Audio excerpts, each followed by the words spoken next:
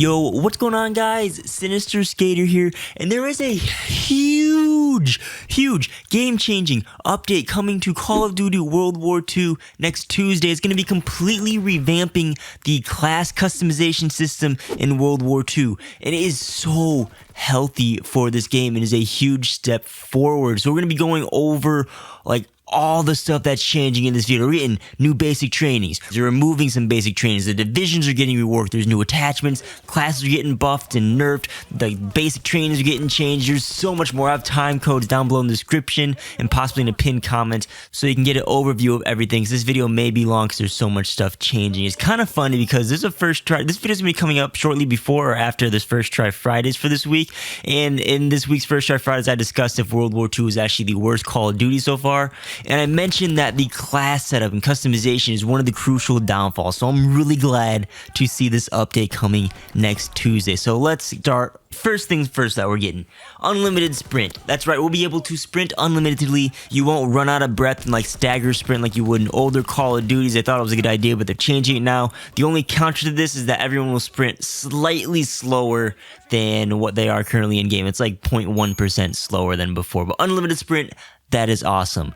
We are getting new basic trainings. There's two new basic trainings. The first one is called the Blitzkrieg, which score streaks are now earned by getting kills rather than getting scores. So it's like old school Call of Duty when you equip Blitzkrieg, you know, like Modern Warfare 2, you get 3 kills, you get your UAV, or 7 kills, you get your helicopter. Same thing with World War II. Don't know exactly what the values of kills would be, but that's going to be awesome, dude. You also get a 4th score streak with this basic training, and your score streaks are improved. Not sure how they're going to be improved, but that basic training sounds really awesome, near overpowered possibly. The second score or basic training that we're getting is called the Clandestine, and with this, killed enemies will drop intel packs, and when you pick up those packs, it will reveal nearby enemies. I assume it will do like a little mini-map ping once you pick that pack up. This perk also grants you radar ping upon each respawn in game. But along with those new basic trainings and the reworking of some of these divisions, they're removing the Bang basic training, which gave you like a lethal and extra tactical equipment. That's no longer in the game. And they changed the launch basic training because launchers are getting reworked in this game. Yes, you heard that right. Launchers are now an unrestricted category. You don't need launch to use a launcher. You can equip it like any old Call of Duty, just like pistols and melee weapons in this game, which is awesome because I don't know why they locked that behind a basic training. That was so stupid. And I might as well mention this here as well, is now going to be able to choose a lethal and tactical equipment. You no longer have to choose one or the other or use the Bang basic training to get one of each. You default get one lethal and one tactical with each class. Thank you, Sledgehammer. Thank you, Michael Condor, for leaving the game, because honestly, this game's getting so much better since you left. They also changed basic trainings. There's like 6 basic trainings they changed. Energetic now increases your sprint speed and you have no fall damage. They removed the sprint again sooner feature of Energetic. Forage, now you resupply bullets over time as well as get extra magazines on spawn, and they removed the swap weapons faster aspect of that basic training. Ordnance, enemies will now drop score packets that will fill your score streak meter, but you'll no longer be able to reroll care packages. I'm not sure if score streaks will still be cheaper. We'll have to wait and see until Tuesday to see how that's going to work. Moving on to launched. Launch, again, you don't need this to use a launcher anymore. Launch will now grant you additional launcher ammunition. Concussed is reworked, and now you can take any 2 pieces of lethal and tactical equipment with it. And finally, the Instincts basic training will make you immune to shell shock and tactical equipment, as well as warn you when you're targeted off screen, although they removed this aspect of it for esports and competitive rule settings, as well as you can detect enemy equipment with Instincts. So awesome freaking basic training reworks. Oh my god, this is going to be a long video. We're not even like halfway through this yet. Divisions and the classes are being reworked. This is specifically about the attachments. The suppressor for the SMGs, the bayonet attachment for the assault rifles, the tactical knife for the pistols, and the incendiary shells for these shotguns are now standard attachments across those weapon classes. You no longer have to use that specific division to get those special attachments. All LMGs are also going to be getting the bipod attachment as default. It's like built into the gun, and bipod is being buffed. They're increasing the fire rate for your LMGs when you are mounted. It's going to be a 9% increase, which is the same as rapid fire, and rapid fire and the bipod attachments will stack, so you can get even faster fire with LMGs from before, which should severely help the Brennout because that fire rate is so slow. Also, while firing when mounted on the bipod, the game will draw bullets from your reserves first, and once you hit 0 reserves, it will draw from your clip, so you will not have to reload for a while when you're mounted and just spraying with an LMG, which is really cool. I like that change.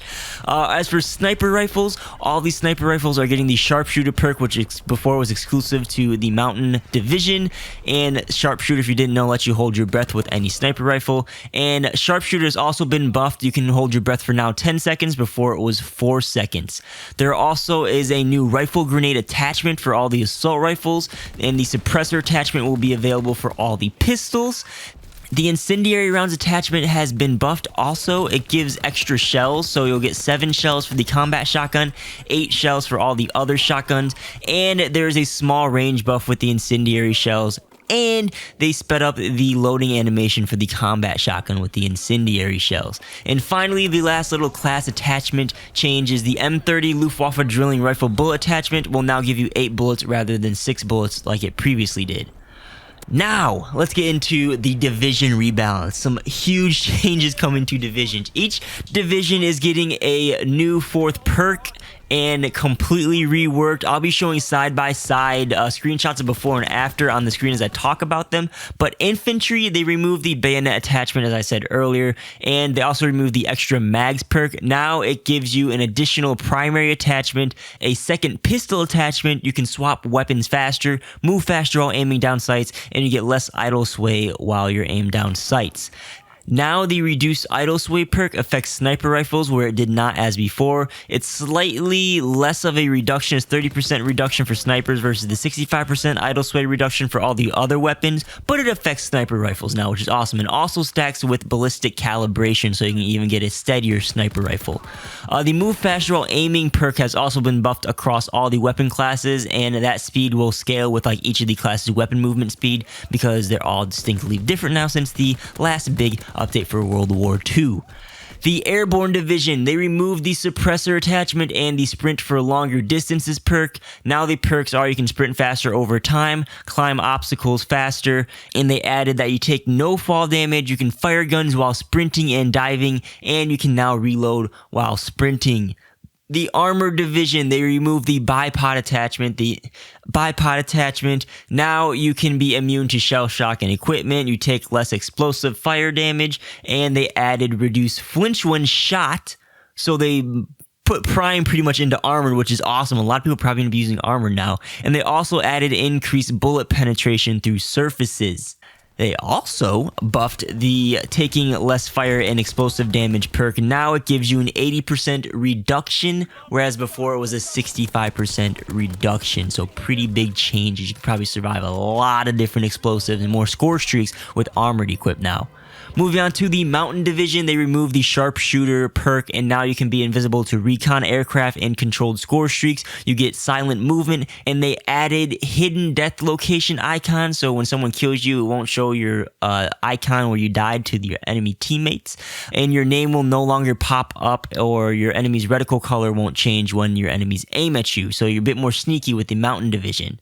The Expeditionary Division, they removed the incendiary shells, and now your equipment replenishes from killed enemies as well as replenishes over time, which is a big change. You also get enhanced equipment use, which I'm assuming is the faster, farther, and throwing equipment while you're sprinting, and a double lethal and tactical setup. They also added an improved tactical perk, which we'll further explain near the end of this video, and they added that it's easier to destroy war buildables, which is interesting, and equipment damage now paints enemies on your minimap so you can track them briefly if you hit them.